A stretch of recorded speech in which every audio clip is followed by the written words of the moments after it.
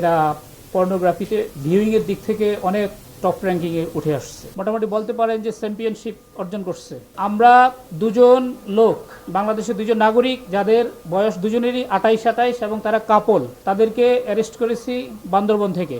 আমাদের সিআইডির, এলআইসি এবং সাইবার পুলিশ সেন্টারে যৌথভাবে এই অভিযানটা পরিচালনা করে। তো তাদের বিরুদ্ধে যে মূল এলিগেশন, যে অভিযোগ, সেটা হচ্ছে তারা পর্নোগ্রাফি প্রস্তুত, পরিবহন এবং কেনাবেচা, ট্রান্সমিট এবং এই কাজে অন্যদেরকে উদ্বুদ্ধ করার অপরাধে তাদেরকে গ্রেপ্তার করা হয়েছে। আপনারা জানেন আমাদের বাংলাদেশ সোসাইটিতে আমরা বেশিরভাগ মুসলিম এবং আমাদের প্রত্যেকেরই একটা ধর্মীয়, সামাজিক, সাংস্কৃতিক মূল্যবোধ আমরা লালন করি।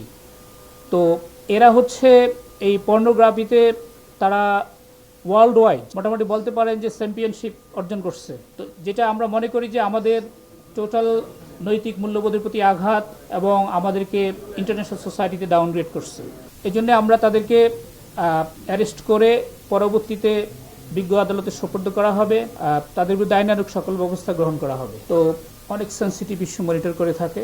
তো রিসেন্ট নিউজ নামে একটা নিউজ পোর্টাল থেকে এরকম সংবাদ পাওয়া গেল যে বাংলাদেশের কাপল এরা পর্নোগ্রাফিতে ভিউইং এর দিক থেকে অনেক টপ র্যাঙ্কিং এ উঠে আসছে। এবং তো এইটা সূত্র ধরেই আমাদের এই সব মশার বিরুদ্ধে সুরক্ষা দিতে এলো বসুন্ধরা এক্সট্রিম অ্যারোসল। মশার বিরুদ্ধে এক্সট্রিম সুরক্ষা। এলআইসি এবং সিপিসি টিম অ্যানালাইসিস করা শুরু করে এবং পরে তারা তাদেরকে আইডেন্টিফাই করতে সক্ষম হয়, বান্দরবনে গিয়ে অ্যারেস্ট করে। না, আমি তো আগেই বললাম যে আমাদের ডেডিকেটেড সাইবার পুলিশ সেন্টারে সাইবার মনিটরিং সেল আছে, যারা এই ধরনের সাইবার ওয়ার্ল্ডকে ব্যবহার করে অনেক ধরনের অপরাধ করে এদেরকে আমরা আইডেন্টিফাই করার চেষ্টা করি। তো আমরা শুধু মিডিয়ার দিকেই তাকিয়ে থাকি না, আমাদের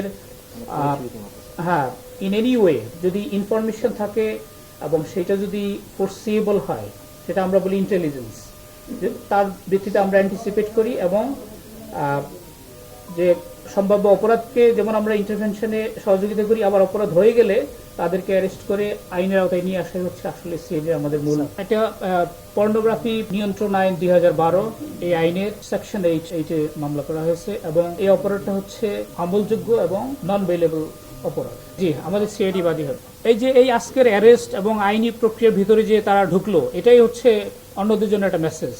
ইট হ্যাজ সাম কমিউনিকেটিভ মেসেজ।